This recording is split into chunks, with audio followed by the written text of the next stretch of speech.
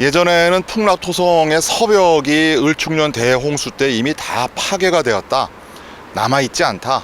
남아있지 않기 때문에 유적이 없다라고 했지만 국립문화연구소가 발굴 조사를 한 결과 남아있지 않은 정도가 아니라 정말 지하에서 생생하게 그 모습을 보여주고 있습니다.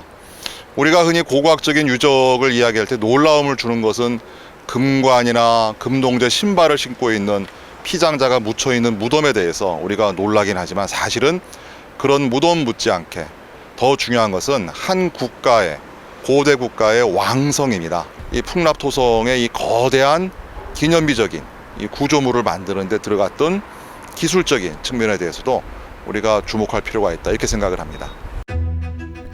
온조왕이 신하들에게 말하였다. 내가 어제 순시하여 한강 남쪽을 살펴보았는데 토지가 매우 비옥하였다. 그곳에 도읍을 옮겨 오랫동안 편안할 계획을 세울 것이다. 서울을 관통하는 한강. 한강변에는 오래전부터 사람들이 터를 잡아 살고 있었습니다. 백제 사람들이 웅리하, 한수로 부르던 한강변은 삼국시대 패권을 쥘 수 있는 매우 중요한 위치였습니다. 백제가 국가로 성장하던 시기, 이곳 한강변에는 백제의 왕성이 세워집니다. 바로 사적 제11호 서울 풍납동 토성입니다. 풍납토성은 서울시 송파구 풍납동 일대에 위치한 백제 한성기 왕성 유적입니다. 한강변에 인접한 거대한 평지성으로 서쪽에는 한강 본류가 지나가고 동남쪽에는 몽촌토성이 위치합니다. 풍납토성의 규모는 폭 50m, 높이 11m, 둘레 4km로 흙을 다져 쌓아 올린 토성으로 밝혀졌습니다. 성의 설계와 축조에는 여러 건축 기술이 녹아들어 있으며 대규모의 자원과 노동력을 동원할 수 있는 국가 경영 전략이 담겨 있습니다. 강 안쪽으로 축조된 풍납토성은 현재 동남북벽과 서벽 일부만 잔존해 있으며 잔존 길이는 2.1km입니다. 그중 서성벽은 대부분 유실되어 원래의 모습이 전해지지 않고 있었습니다. 국립강화문화재연구소에서는 2017년부터 이 서성벽의 흔적을 찾기 위해 발굴 조사를 시작해왔으며 다행히도 서성벽은 지하 1m 아래에 남아 있었습니다. 성벽의 일부 구간은 이미 파괴되었지만 서성벽의 진행 방향과 구조, 서문의 구조를 밝힐 수 있는 매우 중요한 발굴이었습니다. 서성벽은 한강변에 맞닿아 있으며 한강변을 따라 뻗어 있습니다. 지난 서성벽 발굴에서는 성벽의 구조를 단면과 평면상에서 확인할 수 있었습니다. 풍납토성은 토루라고 불리는 켜켜이 쌓은 흙더미를 덧붙이는 방식으로 쌓았으며 조사단은 각 흙더미를 큰 단위를 구분하여 1, 2, 3 토루와 외벽, 내벽 마감 석축으로 명명하였습니다. 또 지난 발굴 조사를 통해 성벽 진행 방향뿐 아니라 서문과 성 외벽의 구조에 대해서도 밝힐 수 있었습니다. 이번 조사까지 합치면 여러 차례 성벽 절단 조사를 했습니다만 조사 결과를 우리가 총 정리해 볼 수 있는 그런 성과를 낸 것으로 생각됩니다. 그동안에 막연히 추정돼 왔던 풍납토성의 사용 시점이 크게 두 시점으로 구분할 수 있다는 것입니다. 근데 이번 발굴 조사를 통해서 보니까 실제로 그 토성을 쌓을 때 일정 정도의 목재 구조물을 가지고 넓히고 높이고 하는 그러한 증거들을 볼 수 있는 그러한 목재 흔적들이 명확하게 확인이 됐습니다. 이러한 것들을 볼 때 이와 같은 거대한 토성을 어떤 방식으로 쌓을 수 있었는지 굉장히 중요한 일면도 확인할 수가 있었습니다.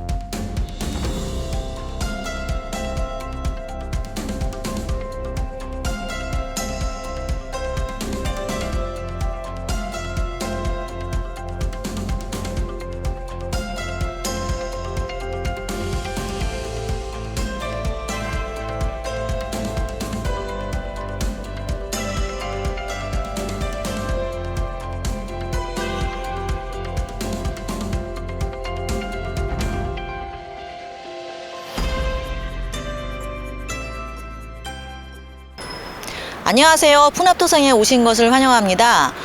풍납토성은 여러분께서도 아시다시피 백제 초기에 중요한 왕도였습니다.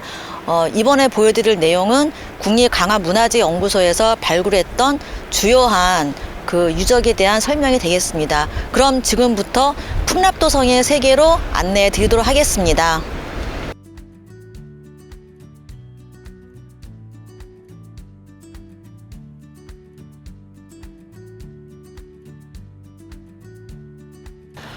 (2020년) 서성벽 발굴 조사에서는 풍납토성 조사 중 처음으로 성벽 평면 조사를 시도하였습니다.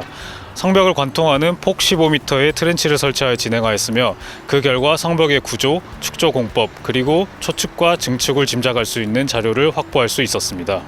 제가 지금 서 있는 이곳이 성벽을 평면과 단면으로 확인할 수 있는 구간입니다. 풍납토성의 서성벽은 한강 쪽인 외벽과 중심 토루인 1토루, 그리고 여기에 덧붙인 2토루, 그리고 다시 덧붙인 3토루, 그리고 마지막으로 내벽 마감 석축으로 구분할 수 있습니다.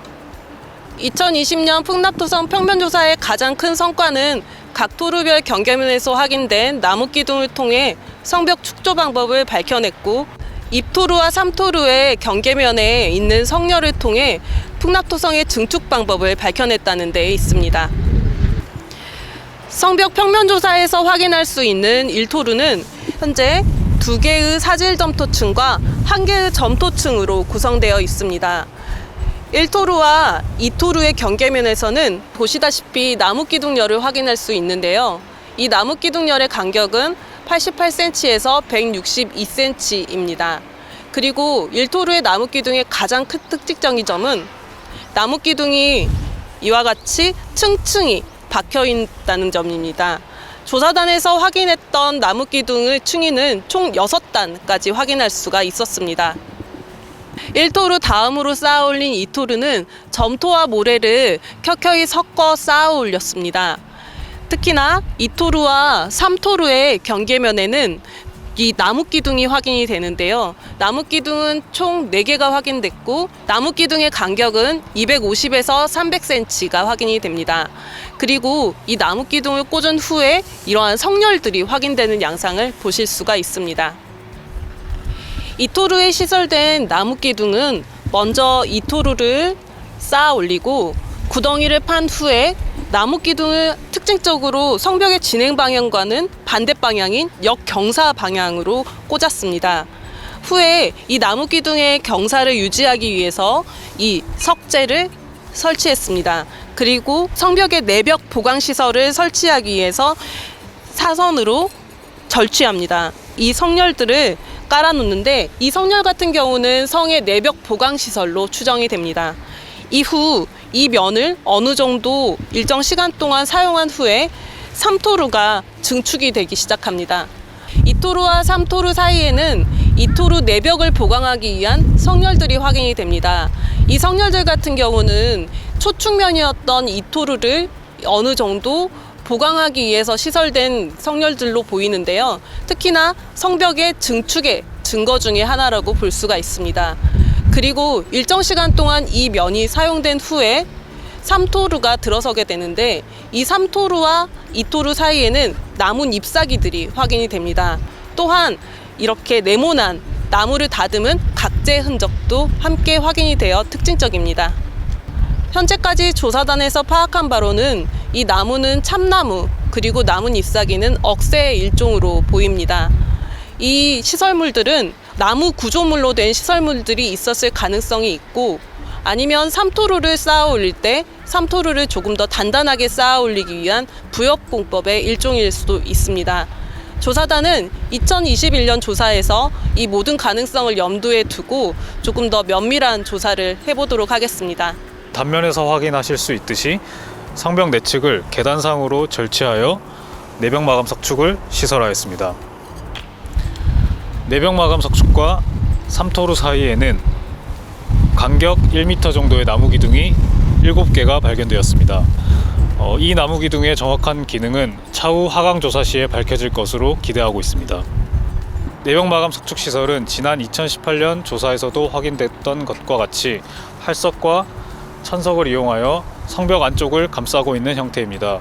토성의 특성상 성벽 내측이 무너져 내리는 것을 방지하기 위한 보호시설로 판단하고 있습니다.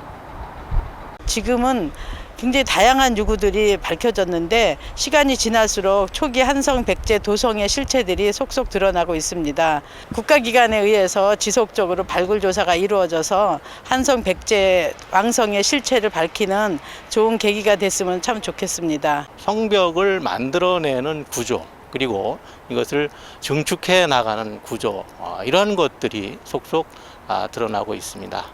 앞으로 발굴을 통해서 고대의 그러한 기술, 토목건축 기술들을 확인하고 또 이러한 기술들이 그 후에 어떻게 계승되어서 이어져 나가게 됐는지 그러한 점들을 규명할 수 있는 그러한 중요한 유적지이고 우리 고대 문화를 이해하는 그러한 하나의 중요한 장이 되기를 진심으로 바랍니다. 2020년 풍납토성 서성벽 구간에서는 최초로 성벽 평면 조사를 시도하여 기존 조사에서 풀지 못했던 증축에 대한 증거와 성벽을 쌓아올린 공법 등을 확인할 수 있었습니다. 내년 조사에서는 현재 평면을 조금 더 낮춰서 풍납토성 성벽 축조 방법을 보다 명확히 밝혀낼 것입니다. 또한 올해 조사에서 확인한 풍납토성 증축을 근거로 내년에는 풍납토성 문제에 대한 조사를 면밀히 진행할 것입니다. 국립강화문화재연구소는 풍납토성의 온전한 모습을 복원하고 우수한 백제의 기술과 문화를 알리는 데 더욱더 힘쓰겠습니다.